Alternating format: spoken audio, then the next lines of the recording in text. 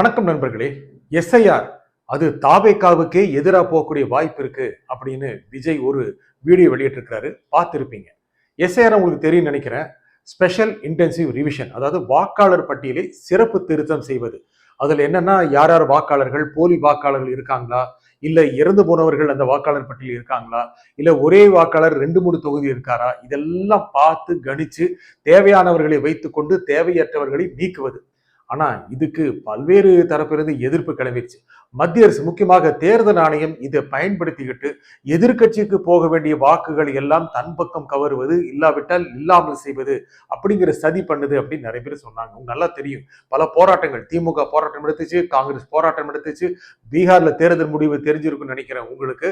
அங்கு பாரதிய ஜனதா ஜேடியு கூட்டணி அப்படி பெரிய ஸ்வீப் பண்ணிருச்சு. இதுக்கெல்லாம் எஸ்ஐஆர் தாங்க காரணம் அப்படின்னு நிறைய பேர் சொல்ல ஆரம்பிச்சிட்டாங்க. அதாவது காங்கிரஸ் கூட்டணிக்கு போக வேண்டிய ஓட்டுகள்லாம் இல்லாம பண்ணிட்டாங்க தேர்தல் ஆணையம், இப்படி எல்லாம் சொன்னாங்க. எஸ்ஐஆர்ங்கிறது அடிப்படையில பார்க்கும்போது போலி வாக்காளர்களை நீக்குவது. இதுதான். இதுக்காக திமுக தரப்புலையும் போராட்டம் நடந்துச்சு தமிழ்நாட்டுல.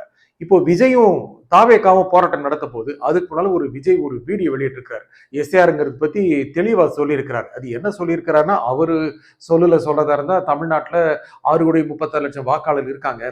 இன்னைக்கு நிலைமையில அவங்க அத்தனை பேருமே இல்லாம போக நிலைமை வருங்க அப்படின்னு எச்சரிக்கிறார். என்ன காரணம்னா, அந்த வாக்காளர் சிறப்பு சீர்திருத்தம் இருக்கு இல்லையா, அந்த படிவம் கொடுப்பாங்க, அதுக்கான ஃபார்ம் கொடுப்பாங்க, பிளாக் லெவல் ஆபீசர் கொடுப்பாங்க, பாகநிலை அலுவலர் கொடுப்பாங்க. அதை திருத்தி அதை சரியாக நிரப்பி கொடுத்தாதான் வாக்காளர் பட்டியல் இருக்க முடியும். அதை தான் அவர் சுட்டி காட்டுறாரு. இதுல என்ன விஷயம் அப்படின்னா, திமுக ரொம்ப அச்சம் தெரிவிச்சது, ரொம்ப எதிர்ப்பு தெரிவிச்சது அப்படின்னு சொல்லும்போது பாஜக தரப்புல என்ன சொன்னாங்க அப்படின்னா, ஐயா இதை நடத்த போறது யாரு? தேர்தல் ஆணையம். ஆனால் நேரடியாக வாக்காளர்களை இப்போ சந்திக்க போறது யாரு அப்படின்னா, நேரடியாக தமிழக அரசு ஊழியர்கள். அவங்க மேலே உங்களுக்கு நம்பிக்கை இல்லையா அப்படின்னு திமுக பார்த்து பாஜக காரங்க கடுமையா கேட்டாங்க. ஏன்னா பாக அலுவலர்கள் அப்படின்னு தமிழக அரசு ஊழியரை தான் போய் பார்க்க போறாங்க. அவர்கள் தான் அந்த ஃபார்மை கொண்டு வந்து கொடுத்துருப்பாங்க. உங்களுக்கு வந்திருக்கலாம், வராதவங்க அது வர்ற மாதிரி பார்த்துக்குங்க. அதை ரொம்ப கவனமா நல்லா பூர்த்தி செஞ்சு நல்லா அழகா எழுதி கொடுத்தணும். அடித்த திருத்தம் இருக்கக்கூடாது. அது அது அதுல படிவங்களை சரியா திருத்தணும். ரொம்ப சிம்பிளானதான், கொஞ்சம் கன்ஃபியூஷன் இருக்கு. அதை கொடுத்துட்டோம் அப்படின்னா அதுக்கப்புறம் நம்முடைய வாக்காளர் பட்டியல் நாம இருக்கிறது உறுதிப்படுத்தப்படும். இதுதான் எல்லாமே சொன்னாங்க. ஆனாலும் கூட திமுக போராட்டம் நடத்தியது. இதுல விஜய் கொஞ்சம் லேட்டா தான் திங்க் பண்ணி அவரும் போராட்டம் நடத்துறாரு. இதுல முக்கியமா கவனிக்க வேண்டியது என்னன்னா, அந்த பிஎல்ஓ எல்லாம் வராங்க இல்லையா, பிளாக் லெவல் ஆபீசர் வராங்க இல்லையா, அவங்களோட சேர்ந்து அந்த பாகநிலை கட்சி ஊழியர்களும் வர்றாங்க. அவங்களும் கொண்டு வந்து கொடுக்குறாங்க, அவங்களும் செக் பண்ணிக்கிறாங்க. இதுல திமுகவை சேர்ந்த ஊழியர்கள் ரொம்ப முக்கியமா கவனமா ஈடுபடுறாங்க. அவங்க வீடு வீடாக சென்று எந்தெந்த வாக்காளர்கள் இருக்கிறார்கள், யார் பேர் நீக்கப்படுகிறது, அவர்கள் தங்களுக்கு வேண்டியவர்கள் பேர் நீக்கப்படுகிறதா அல்லது தேவையற்ற வகையில் நீக்கம் நடைபெறுகிறதா, இதெல்லாம் சரியா உறுதி பண்றாங்க, நல்லா கன்ஃபார்ம் பண்ணிக்கிறாங்க. ஆகையால திமுக இதை மிகவும் முனைப்புடன் செயல்படுத்துகிறது அப்படின்னு அதிமுக காரங்களே கடுமையா பேச ஆரம்பிச்சிட்டாங்க. என்ன வேண்டாம் வேண்டாம்னு சொல்றீங்க, உங்க ஆளுக்கு தானே போய் நல்ல களத்தில் இறங்கி வேலை பார்க்கறாங்க அப்படின்னு. திமுக அதுல சான்ஸ் எடுக்க முடியாது. ஒருவேளை ஏதாவது திமுகவுக்கு ஆதரவு வாக்காளர்கள் நீக்கப்பட்டாங்க அப்படின்னா அப்புறம் அடுத்த தேர்தலை முதலைக்கு மோசமாயிருமில்ல. அதுல ரொம்ப கேர்ஃபுல்லா இருக்காங்க. அதிமுக காரர்களும் கேர்ஃபுல்லாக இருக்க வேண்டும், கவனமாக இருக்கணும். எடப்பாடி சொல்லியிருக்காரு, கவனிச்சிருப்பீங்க. ஆகையால எல்லா அரசியல் கட்சிகளுக்கு ரொம்ப முக்கியமா இருக்காங்க. இதுல என்ன எல்லாரும் ஒரு பெரிய பீதி கிளப்பி விட்டாங்க அப்படின்னா, விஜய் கட்சிக்கான வாக்காளர்கள் இப்போதான் யங்கா வந்திருக்காங்க. இவங்கெல்லாம் அவங்க பதிவு பண்ணுவாங்களா இல்லையாங்கிறது பெரிய கேள்விக்குறியாயிரும். ஆகையால விஜய்க்கு போக வேண்டிய வாக்கள் இல்லாம போயிருங்கிற பீதி கிளப்பினாங்க. இந்த சூழ்நிலையில தான் விஜய் இந்த வீடியோ விட்டுருக்கிறார். அதுல என்ன சொல்றாரு, இந்த பிளாக் லெவல் ஆபீசர்ஸ் வரும்போது எல்லாம் சரியா பூர்த்தி பண்ணுங்க, சரியா பூர்த்தி செஞ்சு கொடுங்க, இல்லைன்னா வாக்காளர் பேர் நீக்கப்படும். இது ஒரு தேவையற்ற ஒரு சீர்திருத்தம், இது தேவையில்லாத விஷயம். அது மட்டும் இல்லாமல் ஒருவேளை நீங்கள் வீட்டில் இல்லாமல் இருந்து வெளிநாட்டில் இருப்பதாக இருந்தால் நீங்க ஆன்லைன்லேயே செய்ய முடியும். ஆன்லைன்ல செஞ்சா அது முக்கியமான விஷயம் என்னன்னா, வாக்காளர் அடையாள அட்டையில் இருக்கிற பெயரும் ஆதார் பெயரும் ஒன்றாக இருக்க வேண்டும். இந்த சிக்கல்கள் இருக்கு அப்படின்னு சொல்றாரு. அவர் சொல்றது முக்கியமான விஷயம் என்னன்னா, முக்கியமாக விஜய் கட்சிக்கு ஓட்டு போட தகுதியானவர்கள் ஜென்சி, அவங்க புது வாக்காளர்கள், இவங்க பெயர்கள் இல்லாமல் போய்விடுமோ அப்படிங்கிற அச்சத்தை விஜய் சொல்லியிருக்கிறார். இதுல தாவேக்காவுக்கு போகின்ற வாக்குகள் தடுக்கப்படுகிறதோ, இதை தடுக்கிறவர்கள் யாருன்னு உங்களுக்கு நல்லா தெரியும் அப்படின்னு விஜய் சொல்றார். அவரு திமுக காரங்க தான் சொல்றாரு.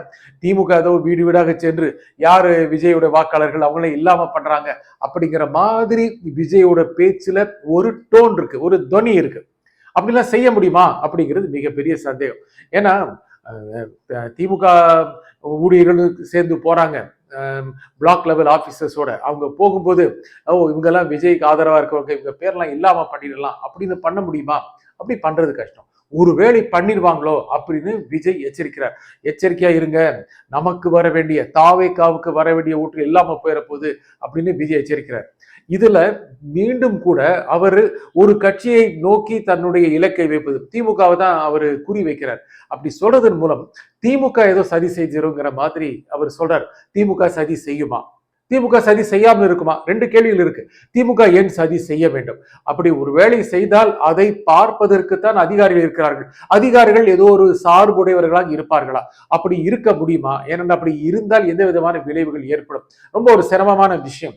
இதுல என்ன ஒரு விழிப்புணர்வை விஜய் கொடுத்திருக்கிறார் அப்படின்னா, இது வரைக்கும் இதெல்லாம் நமக்கு எப்படி ஓட்டுல இருப்போம், நேரா போய் தேர்தல் வந்ததுன்னா தாவேக்காவுக்கு போட்டுருவோம் அப்படின்னு இருந்தார்களே இளைஞர்கள். ரொம்ப உற்சாகமா அவர் ஏதாவது இடத்துல பிரச்சாரத்துக்கு போனாவே சும்மா அந்த ஆட்டம் போட்டாங்களே, அந்த இளைஞர்கள் எல்லாம் ஆட்டம் போட்டது போதும், தூங்கிட்டு இருந்தாவே ஓட்டு கிடைச்சிருன்னு நினைச்சாங்க இல்லையா, அவர்களுக்கு அவர் எச்சரிக்கை விடுக்கிறார். ஏன்னா அவர்கள் தான் அவருடைய முக்கியமான வாக்கு வங்கி. ஓட் பேங்க் யார் அப்படின்னா இளைஞர்கள், முதல் நிலை வாக்காளர்கள், முதல் முறை வாக்காளர்கள். இவர்கள் தான் இந்த திராவிட கட்சிகள் இருந்து இருக்கின்ற ஒரு நிலைகளை மாற்ற வேண்டும் அப்படின்னு நினைக்கிறவங்க. ஆனா அவங்களுக்கு செல்வி ஜெயலலிதா இருந்தே 10 ஆண்டுகள் கிட்டத்தட்ட ஆக போறதுனால அவருடைய ஆட்சியும் அவர்கள் பார்க்காதவர்கள். திரு கருணாநிதி ஆட்சியை பார்க்காதவர்கள். அவர்கள் எடப்பாடி ஸ்டாலின் ஆட்சியை மட்டும் பார்த்தவர்கள். இதன் மூலம் மாற்றம் வேண்டும் அப்படின்னு நினைக்கிற இளைய சமுதாயத்தினர், முதல் முறை வாக்காளர்கள், ஜென்சி, இவங்கெல்லாம் ஒரு மாற்றம் வேணும்னு நினைக்கிறவங்க எல்லாமே இருக்காங்க. அவங்களுடைய ஓட்டு இல்லாமல் போயிருங்கிற பயம் கூட அவங்களுக்கு இல்லாமல் இருக்கும். ஆகையால தாவேகா தலைவர் விஜய் இந்த மாதிரி ஒரு வீடியோவை விட வேண்டிய ஒரு அவசியம் ஏற்பட்டுச்சு. ரொம்ப பெரிய வீடியோங்க, கிட்டத்தட்ட 9 நிமிஷம். ரொம்ப பொறுமையா எல்லாத்தையும் விளக்கி இருக்கிறாரு. ஆனா அதுல அவர் கட்சிக்கு வர வேண்டிய ஓட்டு இல்லாம போகும்போங்கிற கவலையும் இருக்கு. ஐயா தம்பிகளா பார்த்திருங்க, நீங்க எங்கேயாவது போய் தூங்கிட போறீங்க, உங்க ஓட்டு களவு போயிடும் அப்படிங்கிற எச்சரிக்கையும் விடுறாரு. அதே சமயத்துல எப்பவுமே அவர் சொல்ற மாதிரி தாவேகாவின் முதல் குறி திமுக தான், திமுகவுக்கும் தான் போட்டி இப்படின்னு சொல்றது மாதிரி திமுகவையும் லேசாக அவர் குறி வச்சு பேசுறாரு. இதுல தாவேகா தொண்டர்கள் விழிப்படைஞ்சிருவாங்களா? விழிப்படையணும், எல்லா தொண்டர்களும் விழிப்படையணும், தாவேகா தொண்டர்கள் மட்டுமல்ல. ஏனென்றால் வாக்கு பறிபோவது யாருக்கு வேண்டுமானாலும் நிகழலாம். பீகார்ல கூட அந்த எஸ்ஐஆர் நடத்தின பிறகு கிட்டத்தட்ட 65 லட்சம் வாக்காளர்கள் பெயர் நீக்கப்பட்டது. அப்புறம் மறுபடியும் கூட 25 லட்சம் வாக்காளர்கள் பெயர் சேர்க்கப்பட்டது.